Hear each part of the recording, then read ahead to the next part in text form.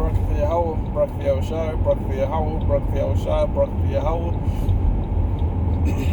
Barak for Yahweh, Ba'Hashem Yahushai, Ba'Hashem, Makar Kadash. I want to say double honors to my apostles and my elders of Great Millstone True Well.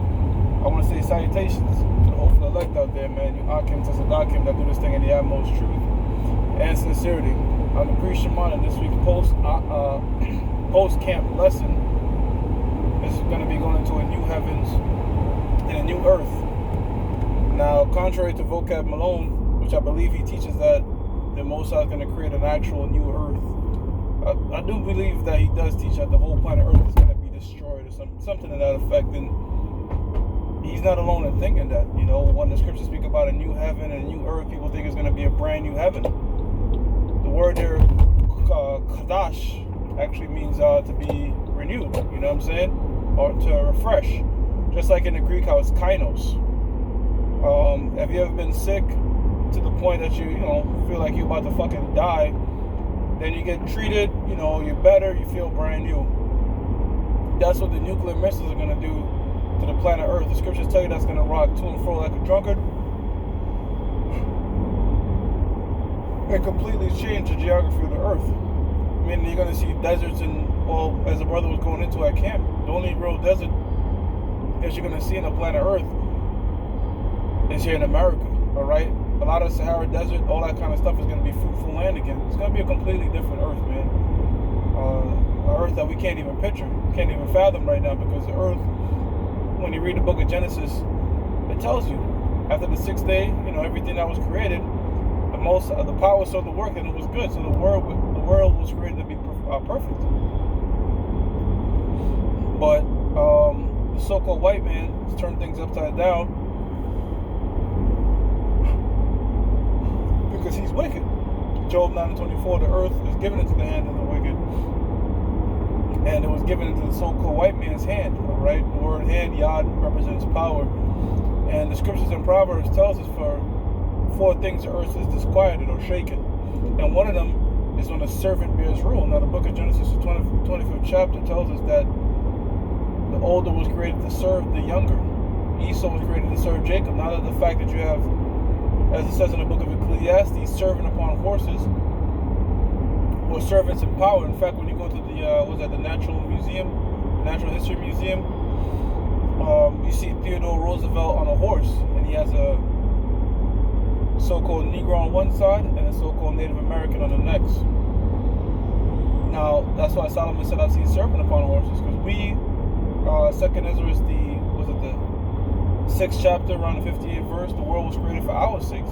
This earth was created for the Israelites to bear rule in it. But yet, the heathens bear rule. All this is just the Most High's prophecy. But in the kingdom or the new heaven that's going to be created, the new earth and the new dominion and new rulership, we're going to be made to rule. Therefore, things are going to be perfect, because we're going to be governing our system under the law, statutes, and commandments. Right now, the world is being governed on all different types of man-made fucking laws. Here it is, the law on murder. It's clear, it's cut and dry. According to the Bible, you commit murder, you're supposed to be put to death for the blood that you shed. But here in America, you have 1st degree, 2nd degree manslaughter, all types of things. And we did have a form of manslaughter, all right, in the form of a city of refuge, in terms of if you kill somebody, for instance, the metal piece of the axe flying off and killing somebody, you could go to a city of refuge, just in case the family wanted to chop your fucking head off in the heat of the moment because of their fury. You go to the city of refuge and then things could be debated amongst the elders. Remember, you need 2 or 3 witnesses for these things.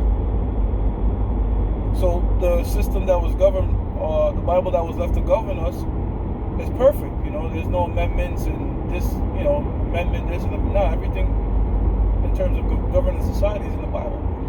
If you do that, then everything will be flourishing, man. The planet Earth. Matter of fact, the book of 2 Kings, the 17th chapter, tells you that. When the Syrians used to do something called, relocate and deportation and relocation, to call them revolts. So King Hoshea, the last king of the northern kingdom of Israel, revolted.